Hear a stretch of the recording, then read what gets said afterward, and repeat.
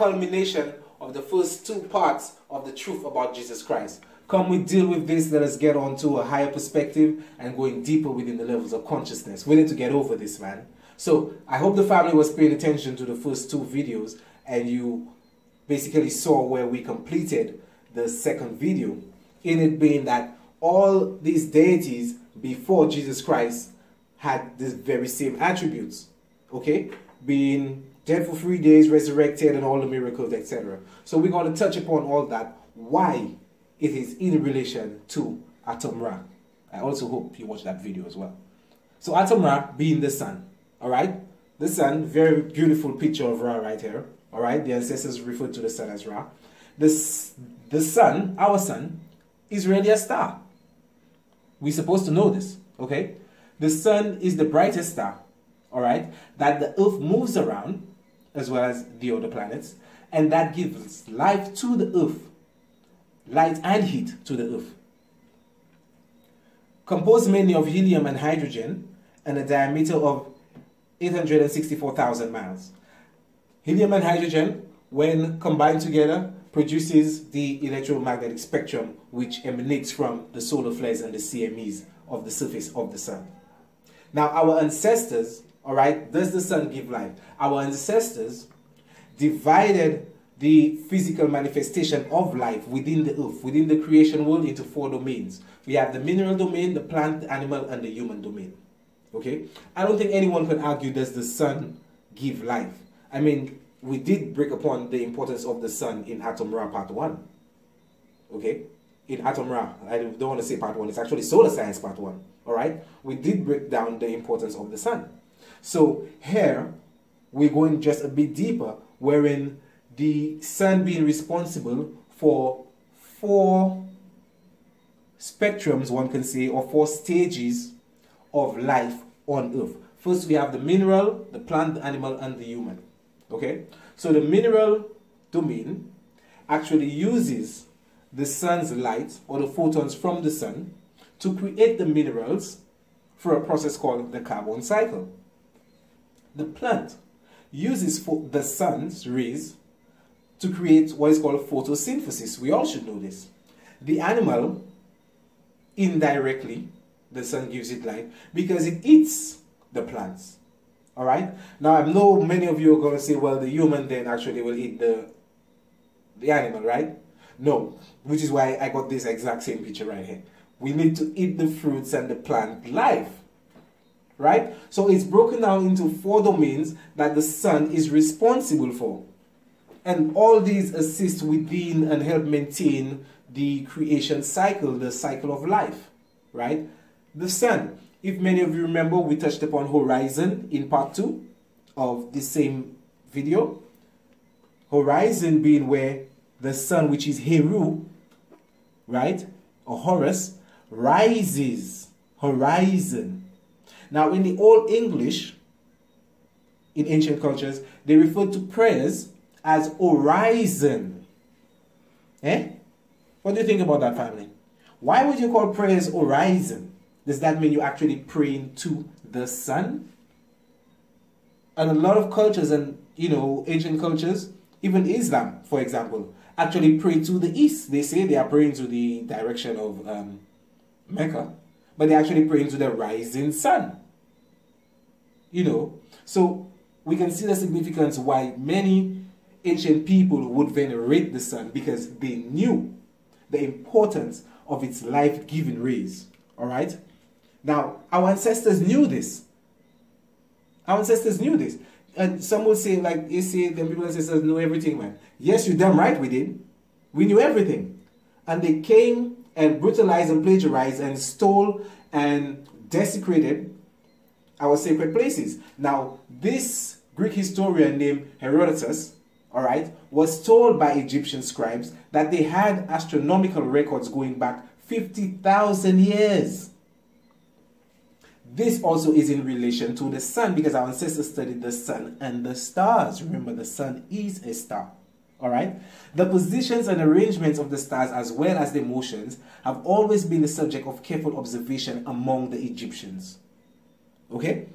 They had preserved to this day the records concerning each of these stars over an incredible number of years, this subject of study having been zealously preserved among them from ancient times, and they have also observed with the utmost avidity the motions and orbits and stoppings of the planets. So not only we studied the sun, we also studied the stars and the planets, because the planets are stars as well. Don't believe me? Let's have a look at their infrastructure. Okay? The three Merkut, which is the proper name for pyramid, but let's just go according to the English Greek translation. The three pyramids of Giza, as we all should know, are in line with the three stars in Orion's belt. Doesn't this say something? Doesn't this, I mean, come on now. Our ancestors knew this stuff. How can you mean to tell me you're building three pyramids straight in line with three stars in the sky? Wow. Just wow. And this can't be replicated by humanity, by mankind, up to a day like today. We're talking about tens of thousands of tons each of these blocks to build these pyramids. Okay? So that is one proof of evidence that our ancestors studied the stars. The other would be the Heru Amakati, which they refer to as the Sphinx. Okay? But the Sphinx is just a name of a beast in Greek mythology where you had to answer a question. If you didn't, it would actually devour you. But it's the Heru Amakati. Some would say, oh, see the lion there, you know, the lion in Kemet, you know, from since time, you know. No, it's not the lion. It's the lioness in Kemet from since time. Because the black woman is God. It's actually the head of a woman and the body of a lion. Alright? Now we will go, when we go later on into the video, we're going to show why that is. Alright? But this is also in relation to astrology and the studying of the stars. Now, this is the zodiac wheel. In a later video, we're going to go into depths in this. But the sun, alright, travels through these constellations every year. And also in a cycle called the Great Cycle or the Great Year, every 26,000 years, the sun, our sun, makes a complete revolution in all these constellations, but it also travels through them every year. Alright? How does this work? But remember, the earth revolves around the sun, and the sun is also in binary with the star Sirius. I hope you guys watched Atom Ra, and also Who or What is God. So, the reason that a lot of these ancient cultures, from Heru, because it all began in Kemet, from Heru down to Jesus Christ, all have the same attributes, is because it is all in relation to the sun. And we're going to show this. Alright? This is the pic many of you are familiar with. Jesus being born in the manger. And this is Mary and Joseph right here. And the 1, 2 cows, you know, mooing about the place. And then they're still showing some effect of the sun, because the rays and even behind Mary's head has the sun. You see it? This is fairy tale. Alright? This is just for little children. We need to come away from this. This is what is really going on. Remember, Virgo, alright, is one of the constellations. Okay? Jesus was born of the Virgin Mary at a place called Bethlehem on December 25th. Alright? According to Orthodox Christians, it's actually January 6th to 7th. But I don't even want to go into this right here. But this is just basically different because of they fall in a different calendar. Okay, they're based in the East, and this is according to the Western calendar. The Eastern calendar has 13 months, so we have 12. All right. Now, the Virgo constellation. Virgo is Latin for virgin. And the sun, who is Jesus, is passing through the Virgo constellation. Remember, the sun passes through all of these. Alright? So when the sun passes through the Virgo constellation, it appears that the Son of God, because I mean the sun doesn't belong to St.Lucia, it doesn't belong to America, it doesn't belong to anyone. It belongs to the divine consciousness, which basically is present within the universe, who gave birth to the sun. So the divine consciousness principle, which resides in the universe and within us because we are an extension of the universe, gave birth to the Son. Now that divine consciousness, we refer to it as God. So this Son is God's Son. Are you following me, family? This is God's Son. And when the Son passes through Virgo, the Son is born of a virgin. Have you ever heard any woman giving birth and then no? It was me, Joseph. I just reached home from work. You come and tell me about, oh, you're pregnant and it's the spirit of God or Gabriel, whoever that come and tell you you're pregnant. Just so? Since when? I never heard no spirit getting no woman pregnant. What is going on there? So it's some kind of boat-twin kind of thing. So that we cannot take that literal. If we take it literal, they have how many places we can give it licks. You understand?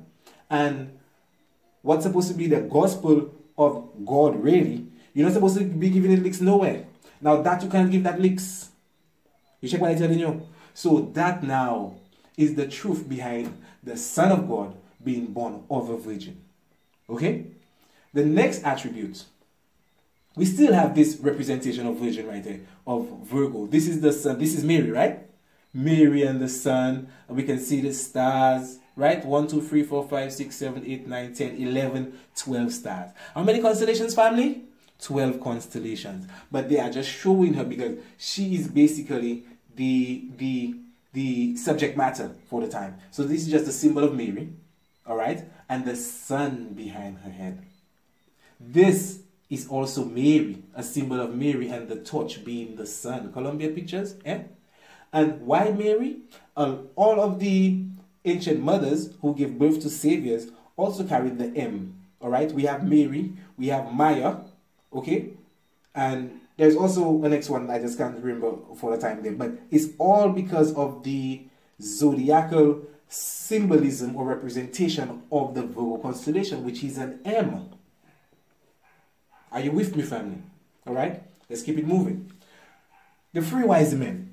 3 wise men heard of the birth and followed the star in the east where the Son of God would be born. Right? This is what we used to. The 3 kings. Okay? But if we're dealing with astrology, because the Holy Bible is actually sun papers. Okay? So if we're dealing with astrology, then it's all, we can show it all in the stars. There are no historical records. Remember, if you watch part 1 and part 2, there are no historical documents proving the existence of this individual called Jesus Christ. Now, the 3 kings, which followed the star in the east, are the 3 kings. Remember earlier we showed you the 3 pyramids in line with the 3 stars in Orion's belt. The 3 stars in Orion's belt, we also touched on the Orion constellation in the video Who or What is God, right? So these 3 stars, which kind of forms a belt for the figure allegedly in the sky, they refer to it as the 3 kings or the 3 magi or however you want to call it. All right? And within a certain time of the year, these 3 kings point to the star Sirius, where the Son of God, the Sun, S-U-N, would rise on the horizon at the winter solstice. So this is the 3 kings following the star in the east. Family, I need you to be able to break this down for anyone, any Christian or whoever that come and attack you with this kind of thing here. We need to just tear them down. Okay? This is the age of awakening. We're not on them sleeping thing no more. We didn't have no Jesus, never existed, black, white. Don't take a white stone and paint it black. Even though it was black sort of to begin with, but it was never the picture of a man, it was hero, right? And we're moving along. At age 12, he was referred to as the Most High. I got a beautiful picture right here. See the baby Caucasian, they even try to fit in the blue eyes there and the curly hair, it's well combed, right? That's Joseph right here, that's Mary. Joseph was actually quite old, and Mary was probably 14 or something, and Joseph was 80, 90 or them kind of years there. Okay? What you doing with that young girl anyway? So many years. Alright? So this is him at 12 and they refer to him as the Most High. But then if Jesus is the Son, family, if Jesus is the Son, when the sun hits midday, Isn't it at its highest point in the sky? So it's referred to as the Most High. Because when it reaches that point, it can't get any higher. It actually starts to set and go down. Okay? Because we live in 12 and we go into 1. So at 12, it was considered the Most High. Alright? Jesus had 12 disciples. Within the word disciples, you have the word disc. Because remember, the wheel, the zodiac wheel, you can also call it a disc. This is a great representation of it. And the sun passes through it while we here on earth actually experience the vibration of these constellations, among many other things. The 12 disciples are the 12 constellations. Alright? Jesus fed 5,000 people with 2 fish. Supernatural powers, yeah? But no, it didn't really happen. The 2 fish is actually the sun in the constellation of Pisces. Because Pisces is the constellation of the 2 fish, which is when Christianity actually rose and sort of took over the world. Okay? It's all in the stars, family. It's all in the stars. Alright? Jesus walking on water. There are many people who would melt at this picture, like, oh, the Savior's feet, and really? Get off it. This is the real Jesus walking on water. Okay? When the sun, you can see the reflection of the sun beautifully placed on the surface of the water. Right? The kiss of death. Okay? Because I'm sure many of you have probably many questions right now. Like, you mean to tell me that whole story? Yeah, that whole story can be answered in the stars. Right? The kiss of death is actually the sun passing through the constellation of Scorpio. Why is it so? In the east, the scorpion in the east, when it stings you, right, it actually leaves the symbol, the mark it leaves after it stings you is in the shape of a pair of lips, of 2 lips. So ancient people said that you got the kiss of death, because obviously if a scorpion stung you, you would die later on. They didn't really have the medical facilities to deal with such a thing. Okay, so it was said that you got the kiss of death. So this is what happens. So they all basically just presenting this to you in sort of a play form or a theatrical form.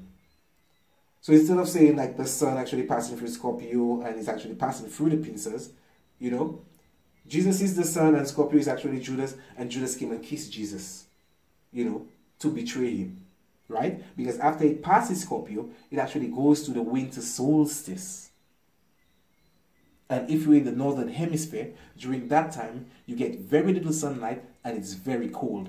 And it's more darkness than light. So you have more hours of dark than of light.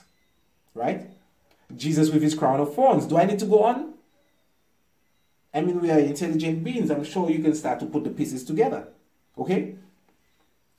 The corona, a corona in Latin crown, you know, is an aura of plasma that surrounds the sun and other stars.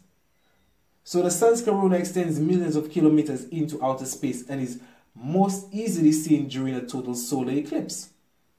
Right? So this is the crown of thorns. So it looks like, you know, it's thorns on the sun's head. Okay? And being crucified, Jesus on the cross, when the sun actually rises after the winter solstice, after the first 3 days of the... Okay. During the winter solstice, on the 22nd of December, all right, it appears that the sun doesn't move south whatsoever. So anything that doesn't move in nature, it says that it is dead. And it stays that way for 3 days. On the 25th of December, the sun actually moves up 1 degree to begin its journey back to the northern hemisphere. So when it rises on the 25th 1 degree, it falls within a constellation called the Southern Cross. So it appears that the sun is crucified. He was dead for 3 days, right? Crucified, dead for 3 days, and then he resurrected. Okay? Again, it's all in the stars, family. So when you see these crosses on churches, right? It's actually the cross of the zodiac. Okay? But they are using this Jesus story to indoctrinate us as a people and to also rip us off. Because remember, you have to pay your tithes when you go into the church. Alright? And the dead for 3 days, as I explained, the sun doesn't move for 3 days, December 22nd, 23rd, and 24th. And it actually moves up on the 25th, so it appears that the sun is born again or resurrected. These are deities within the zodiac. This here is a painting of Jesus. This is roughly around the time 4th century AD. Okay? This is Mithra here with the bull. Okay? And this is Dionysus. These are the constellations. So this is nothing new, people. We need to wake up. Alright? And this here, which is a painting of done by Leonardo, I believe, of the Last Supper. Many people many of our grandmothers probably have that up in their houses still. Okay? According to the constellations, the earth really, or us in the West here, really go by the Jewish agenda of things, though the Romans try and take it on their own when they introduce Christianity, but it's really Judaism.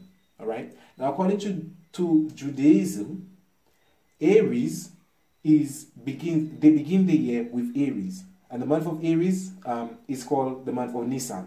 Alright? Now, Aries, this Last Supper right here, is also a depiction of the constellations. Jesus being the sun, and the disciples are grouped in threes. 4 threes, we have 12. 12 constellations, the sun moving through all of them. Okay? Let's watch confirmation. This disciple right here is Bartholomew. Bartholomew represents Aries because he's at the head of the table. Alright? He has his hands, both hands on the table. Okay? He's at the head of the table. Alright? And we can see this is Andrew. Andrew represents Gemini. He has both of his hands up because Gemini represents the twins. Alright? Peter here, who is Leo, is pointing at the Adam apple of this disciple, showing that there is no Adam apple, so it's obviously a woman. So it represents Virgo. This is the Virgo constellation. Alright? And we have James here, who represents Libra because he has his arms stretched out, like to represent the scales of Libra. So it's all mysticism, okay? Esoteric symbolism within these paintings. It also has 4 legs. If you paid attention to the zodiac, well, it's divided into 4, the cross, right? So this family is the culmination of all of this, right? Jesus being the sun, okay, and the 12 constellations, all right? And the 4 seasons, they grouped in bunches of threes. That's out of the 4 seasons, and the legs of the table divided into 4 as well. It can't get any more. I mean, now that this knowledge is brought forth, I mean, it's easy to see in plain sight if we embrace the understanding. But before, we would have just seen the picture and be like, really? The Last Supper, and wow, like Jesus last. No, I get the symbolism right now. You didn't exist, nigga. Sorry, but he's not a nigga anyway. But this cracker didn't exist, right? And none of these individuals existed. So we need to wake up, family. It's the wake up call. Okay? We need to wake up. No Jesus. Alright? Jesus is the sun, and no disciples. They are the 12 constellations. Now, this end of the world thing that everyone is waiting for, that when Jesus comes back is going to be the end of the world. Here is the correct translation to this verse. In Matthew chapter 24, verse 3, it actually says, alright, in the King James Version of the Bible, "And as he sat upon the Mount of Olives, the disciples came unto him privately, saying, Tell us, when shall these things be? And what shall be the sign of thy coming and of the end of the world?" According to the King James Version of the Bible. But when you go to the Greek text, right, the Receptacus, we don't even have to go too far to the Latin Vulgate. Okay, these texts were produced later on, even before the King James Bible. Okay, so we have the Septuagint Greek, we have the Codex Sinaiticus, and the Latin Vulgate, and we also have these texts. Okay, so I actually left all the numbers right here, right, so you can actually see it was a real translation. I didn't just translate this on my own. all right? We translate in this right here in an original text. It actually says, and as was sitting he upon the Mount of Olives, came to him the disciple there, yeah, apart, saying, tell us when these things shall be, and what is the sign of thy coming and of the completion of the age. Family. So we need to stop waiting for the end of the world. It was the end of the age. Remember in 2012 when everyone thought the world was ending, according to the Mayan calendar? It was actually the end of the age, the end of the Piscean age that we were coming out of and approaching the age of Aquarius, which is the age of awakening. Which is why these sort of information and knowledge cannot be held back anymore. Alright, this is the uprising of the black race. This is knowledge to empower us, because many of us really believe that this individual existed. We go by this Bible, many of our families and our mothers and them still waiting for this man to come. Okay? But we as the younger generation who is going to take this by storm will know from the beginning that this man never existed. So if you never existed, I ain't got to wait for no savior. I got to save myself. And what is there really to save yourself from anyway? Right? From probably the Eurocentric indoctrination that have been passed sometimes genetically. Okay? And one can say instilled in us within society through the media. Right? So this is what we really need to save ourselves from within, in terms of salvation and cleansing. So it's no end of the world, family. Alright? So we need to get up and start doing for self within righteousness and truth. Okay? This individual called Thomas Paine, time ago, we just coming about this. This individual, okay, probably 1800s, said, the Christian religion is a parody on the worship of the sun, in which they put a man whom they call Christ in the place of the sun and pay him the same adoration which was originally paid to the sun. Can you get any more simple than this? It's a cracker, mind you. Moving along, we have Pope Leo X made one of the most infamous and damaging statements about Christianity in the history of the church. His declaration revealed to the world papal knowledge of the Vatican's false presentation of Jesus Christ and unshamedly exposed the puerile nature of the Christian religion. Here is his infamous quote. This is the cracker right here. Look at him. Okay, from 1475 to 1521. Pope Leo. How well we know what a profitable superstition this fable of Christ has been for us and our predecessors. Family, come on, man. A profitable superstition, this fable? And we're still clinging on to this? We got the white Jesus, the Arab one, and even the black one? Come on, family, man. We need to wake up, man. We need to wake up. It's the awakening. So, after all of this, right? This is the pinnacle. What will you have? The Son or the Son of God? The life giver or the brutalizer? And having said that, family, I don't even think I need to go any more further. Okay? So this is it. I hope you guys enjoyed this 3-part series. And we're just going to kick it back for a bit and going to do another short video in regards to Soul Science Part 2. Peace, love, and bliss.